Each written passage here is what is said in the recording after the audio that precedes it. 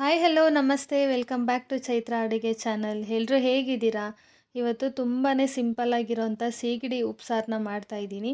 ನಮ್ಮ ಮಂಡ್ಯ ಸ್ಟೈಲಲ್ಲಿ ಯಾವ ಥರ ಮಾಡೋದು ಅಂತ ನೋಡೋಣ. ತುಂಬ ಚೆನ್ನಾಗಿರುತ್ತೆ ಟೇಸ್ಟು. ಇದು ಬಾಣಂತಿಯರಿಗೆ ಮತ್ತು ನೆಗಡಿ ಕೆಮ್ಮು ಆಗಿರೋರಿಗೆ ತುಂಬಾ ಒಳ್ಳೆಯದು. ಇದನ್ನು ಬಾಣಂತಿಯರಿಗೆ ಜಾಸ್ತಿ ಕೊಡ್ತಾರೆ. ಇದು ಕೋಲ್ಡ್ ಅಲ್ಲ, ಹೀಟ್ ಅಂತಾರೆ ಬಾಣಂತಿಯರಿಗೆ, ಹಂಗಾಗಿ ಕೊಡ್ತಾರೆ ಜಾಸ್ತಿ. ತುಂಬ ಟೇಸ್ಟಿಯಾಗಿರುತ್ತೆ, ದೇಹಕ್ಕೂ ಕೂಡ ಅಷ್ಟೇ ಒಳ್ಳೆಯದು, ನಾಲಿಗೆಗೂ ಕೂಡ ಅಷ್ಟೇ ರುಚಿಯಾಗಿರುತ್ತೆ. ಬನ್ನಿ ಇವಾಗ ಇದನ್ನ ಮಾಡೋದು ಹೇಗೆ ನೋಡೋಣ. ಇಲ್ಲಿ ನಾನು ಒಂದು 50 ಗ್ರಾಮ್ ಆಗುವಷ್ಟು ಸೀಗಡಿನ ತೊಗೊಂಡಿದ್ದೀನಿ. ಇದನ್ನು ಒಂದು ಪ್ಯಾನ್ಗೆ ಹಾಕ್ಕೊಂಡು ಬಿಸಿ ಮಾಡ್ಕೊತಾ ಇದ್ದೀನಿ. ಲೋ ಫ್ಲೇಮಲ್ಲಿ ಇಟ್ಕೊಂಡು ಒಂದು 5ರಿಂದ 10 ನಿಮಿಷ ಇದನ್ನ ಫ್ರೈ ಮಾಡ್ಕೋಬೇಕು. ತುಂಬ ಮನೆಯೆಲ್ಲ ಘಮ ಘಮ ಅಂತಿರುತ್ತೆ ಇದನ್ನ ಹುರಿದ್ರೆ, ಅಷ್ಟು ಚೆನ್ನಾಗಿರುತ್ತೆ ಸ್ಮೆಲ್ಲು. ನೋಡಿ ಫ್ರೈ ಆಗಿದೆ. ಈ ಥರ ಕಟ್ ಮಾಡಿದ್ರೆ ಕಟ್ಟಾಗಬೇಕು ಸೀಗಡಿ, ಆ ಥರ ಫ್ರೈನ ಮಾಡ್ಕೊಳ್ಳಿ. ಇದು ಆಲ್ಮೋಸ್ಟ್ ಆಗಿದೆ. ನಾನೊಂದು ಪ್ಲೇಟಿಗೆ ಸೈಡಿಗೆ ತೆಗೆದಿಟ್ಕೊತೀನಿ ಫ್ರೈ ಮಾಡಿ.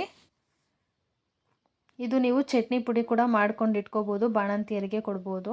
ಇಲ್ಲಿ ನಾನೊಂದು ಕುಕ್ಕರ್ನ ತೊಗೊಂಡು ಅದಕ್ಕೆ 1 ಕಪ್ ಆಗೋಷ್ಟು ತೊಗರಿಬೇಳೆನ ಸೇರಿಸ್ಕೊತಾ ಇದ್ದೀನಿ. ಇದನ್ನು ನೀರು ಹಾಕಿ ಒಂದು 2ರಿಂದ 3 ಸತಿ ವಾಶ್ ಮಾಡ್ಕೊಳ್ಳಿ. ಇದಕ್ಕೆ ತೊಗರಿಬೇಳೆ ಹಾಕಿದ್ರೇ ಚೆನ್ನಾಗಿರುತ್ತೆ ಟೇಸ್ಟು, ಬೇರೆ ಏನು ಹಾಕಿದ್ರೂ ಅಷ್ಟು ಚೆನ್ನಾಗಿರಲ್ಲ. ಇವಾಗ ವಾಶ್ ಮಾಡಿ ತೊಗೊಂಡಿದ್ದೀನಿ.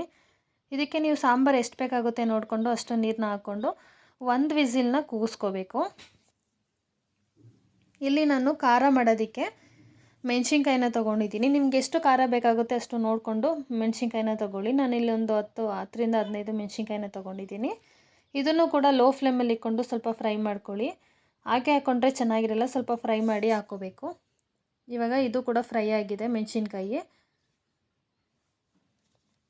ಇವಾಗ ಇದಕ್ಕೆ ಒಂದು 1/4 ಟೀ ಸ್ಪೂನ್ ಆಗೋಷ್ಟು ಕಾಳು ಮೆಣಸು, ಒಂದು ಜೀರಿಗೆ ನಿಮ್ಗೆ ಆಪ್ಷನಲ್ಲು, ಬೇಕು ಅಂದರೆ ಹಾಕ್ಕೊಳ್ಳಿ, ಬೇಡ ಅಂದರೆ ಸ್ಕಿಪ್ ಮಾಡಿ. ಒಂದು 1/4 ಟೀ ಸ್ಪೂನ್ ಆಗೋಷ್ಟು ಜೀರಿಗೆ, ಒಂದು ನಿಂಬೆಹಣ್ಣು ಗಾತ್ರದಷ್ಟು ಹುಣಸೆಹಣ್ಣು ಸೇರಿಸ್ಕೊತಾ ಇದ್ದೀನಿ. ಇಲ್ಲಿ ಟೊಮೊಟೊನ ಹಾಕ್ಕೊತಾ ಇಲ್ಲ. ಇವಾಗ ಕುಕ್ಕರ್ ಒಂದು ವಿಸಿಲ್ ಬಂದಿದೆ. ಇವಾಗ ಹುರಿದಿರೋ ಸೀಗಡಿನ ನಾನು ನೀರಲ್ಲಿ ಹಾಕಿ ವಾಶ್ ಮಾಡ್ಕೊತಾ ಇದ್ದೀನಿ. ಈ ಥರ ಒಂದು 2 ಸತಿ 3 ಸತಿ ವಾಶ್ ಮಾಡ್ಕೊಬೇಕು, ಅದರಲ್ಲಿರೋ ಗಲೀಜೆಲ್ಲ ಹೋಗಬೇಕು. ನೋಡಿ ಎಷ್ಟು ಗಲೀಜಿದೆ ಅಂತ ನೀವೇ ನೋಡ್ತಾ ಇದ್ದೀರಾ. ಇವಾಗ ವಾಶ್ ಮಾಡಿ ತೊಗೊತಾ ಇದ್ದೀನಿ. ಇದು ದೇಹಕ್ಕೂ ಕೂಡ ತುಂಬ ಒಳ್ಳೆಯದು. ಇದರಲ್ಲಿ ಒಮೆಗಾ 3 ಇರುತ್ತೆ. ಇದು ತೂಕ ನಿಯಂತ್ರಣಕ್ಕೂ ಕೂಡ ಹೆಲ್ಪ್ ಮಾಡುತ್ತೆ. ನೋಡಿ ಇವಾಗ ನಾನು ಇನ್ನೊಂದು ಸತಿ ವಾಶ್ ಮಾಡಿ ತೊಗೊತಾ ಇದ್ದೀನಿ. ಇದು ಹೃದಯದ ಆರೋಗ್ಯನ ಕಾಪಾಡುತ್ತೆ. ಬಾಣಂತಿಯರಿಗಂತೂ ತುಂಬ ಒಳ್ಳೆಯದು ಇದು ಕೊಡೋದಕ್ಕೆ. ಬಾಣಂತಿಯರಿಗೆ ಮತ್ತು ನೆಗಡಿ ಕೆಮ್ಮು ಏನೇ ಆಗಿದ್ರೂ ಈ ಥರ ಸಾಂಬಾರನ್ನ ಮಾಡಿಕೊಂಡು ತಿನ್ನಿ. ನೋಡಿ ಇವಾಗ ವಾಶ್ ಮಾಡಿ ತೊಗೊಂಡಿದ್ದೀನಿ. ಇವಾಗ ಇದಕ್ಕೆ ಖಾರನ ರುಬ್ಕೊಳ್ಳೋಣ. ನಾವು ಖಾರ ರುಬ್ಬಕ್ಕೆ ಏನೇನು ಬೇಕು ಅಂತ ಹೇಳಿದ್ನಲ್ಲ, ಅದನ್ನೆಲ್ಲ ಮಿಕ್ಸಿ ಜಾರ್ಗೆ ಹಾಕ್ಕೊತಾ ಇದ್ದೀನಿ. ಇದಕ್ಕೆ ಒಂದು ಅರ್ಧ ಟೇಬಲ್ ಸ್ಪೂನ್ ಆಗೋಷ್ಟು ಸೀಗಡಿ ಕೂಡ ಹಾಕ್ಕೊತಾ ಇದ್ದೀನಿ. 1 ಗೆಡ್ಡೆ ಬೆಳ್ಳುಳ್ಳಿ ತೊಗೊಂಡಿದ್ದೀನಿ. ಇವಾಗ ಇದಕ್ಕೆ ರುಚಿಗೆ ತಕ್ಕಷ್ಟು ಉಪ್ಪನ್ನ ಹಾಕ್ಕೊಂಡು ರುಬ್ಕೊತಾ ಇದ್ದೀನಿ. ನೋಡಿ ಇವಾಗ ರುಬ್ಬಿರೋಂಥ ಖಾರ ರೆಡಿಯಾಗಿದೆ, ಉಪ್ಸಾರು ಖಾರ ಇದು. ಇದರಲ್ಲಿ ಕ್ಯಾಲ್ರಿ ಕಡಿಮೆ ಇರುತ್ತೆ, ಅದರಿಂದ ಹೊಟ್ಟೆ ತುಂಬಿದೆ ಅಂತ ಅನಿಸುತ್ತೆ ಇದು ತಿಂತಿದ್ರೆ. ನೋಡಿ ಖಾರ ಕೂಡ ರೆಡಿಯಾಗಿದೆ. ಇಲ್ಲಿ ಬೇಳೆ ಕೂಡ ಒಂದು ವಿಸಿಲ್ನ ತೆಗೆಸ್ಕೊಂಡು ಇಟ್ಕೊಂಡಿದ್ದೀನಿ. ನೋಡಿ ಸೀಗಡಿ ಕೂಡ ವಾಶ್ ಮಾಡಿ ಇಟ್ಕೊಂಡಿದ್ದೀನಿ.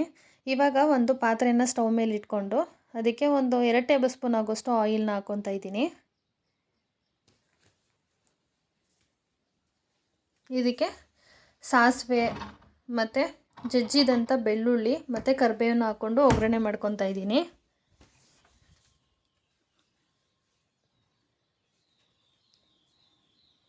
ನೋಡಿ ಇವಾಗ ಒಗ್ಗರಣೆ ಮಾಡ್ಕೊತಾ ಇದ್ದೀನಿ. ಇವಾಗ ನಾವು ವಾಶ್ ಮಾಡಿ ಇಟ್ಕೊಂಡಿರೋಂಥ ಸೀಗಡಿ ಕೂಡ ಹಾಕ್ಕೊಂಡು ಫ್ರೈ ಮಾಡ್ಕೋಬೇಕು. ಇದು ಒಗ್ಗರಣೆ ಮಾಡೋದ್ರಿಂದ ಟೇಸ್ಟು ಕೂಡ ಚೆನ್ನಾಗಿರುತ್ತೆ, ಹಾಗೆ ಮಾಡಿಕೊಂಡ್ರೆ ಚೆನ್ನಾಗಿರಲ್ಲ. ಇವಾಗ ಇದು ಒಗ್ಗರಣೆ ಸ್ವಲ್ಪ ಫ್ರೈ ಮಾಡ್ಕೋಬೇಕು, ಸ್ವಲ್ಪ ಹಸಿ ಸ್ಮೆಲ್ ಹೋಗೋ ತನಕ ಸೀಗಡಿದು. ನೋಡಿ ಎಷ್ಟು ಚೆನ್ನಾಗಿದೆ ಅಂತ. ಇವಾಗಿದು ಫ್ರೈ ಆಗಿದೆ. ಇವಾಗ ಇದಕ್ಕೆ ನಾನು ಬೇಳೆನ ಏನು ಕೂಗಿಸಿಟ್ಕೊಂಡಿದ್ದೆ, 1 ಕೂಗು, ಅದನ್ನು ಸೇರಿಸ್ಕೊತಾ ಇದ್ದೀನಿ. ಜಾಸ್ತಿ ಬೇಳೆನ ಬೇಯಿಸಬೇಡಿ, ಚೆನ್ನಾಗಿರಲ್ಲ. ಒಂದೇ ಒಂದು ವಿಸಿಲ್ನ ಕೂಗಿಸ್ಕೊಂಡ್ರೆ ಸಾಕು. ಇವಾಗ ಸೀಗಡಿ ಮತ್ತು ಬೇಳೆನ ಮಿಕ್ಸ್ ಮಾಡ್ಕೊಳ್ಳೋಣ.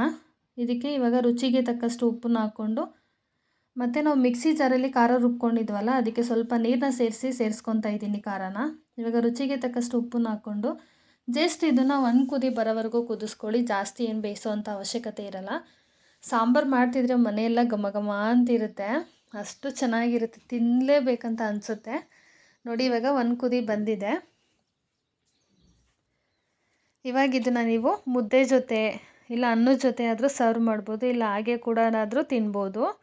ಸೂಪ್ ಥರ ಇರುತ್ತೆ. ನೋಡ್ತಿರ್ಬೋದು ನೀವು ಎಷ್ಟು ಚೆನ್ನಾಗಾಗಿದೆ ಸಾಂಬಾರಂತ. ನಿಜವಾಗ್ಲೂ ಉಪ್ಸಾರು ತಿಂತಾಯಿದ್ರೆ ಅನ್ನದ ಜೊತೆ ಆಗಲಿ ಮುದ್ದೆ ಜೊತೆ ಆಗಲಿ ಎಷ್ಟು ಟೇಸ್ಟಿಯಾಗಿರುತ್ತೆ ಅಂದರೆ ತುಂಬ ಚೆನ್ನಾಗಿರುತ್ತೆ. ಯಾರಿಗೆಲ್ಲ ಇಷ್ಟ ಆಯಿತು ಲೈಕ್ ಮಾಡಿ, ಶೇರ್ ಮಾಡಿ, ಕಮೆಂಟ್ ಮಾಡಿ.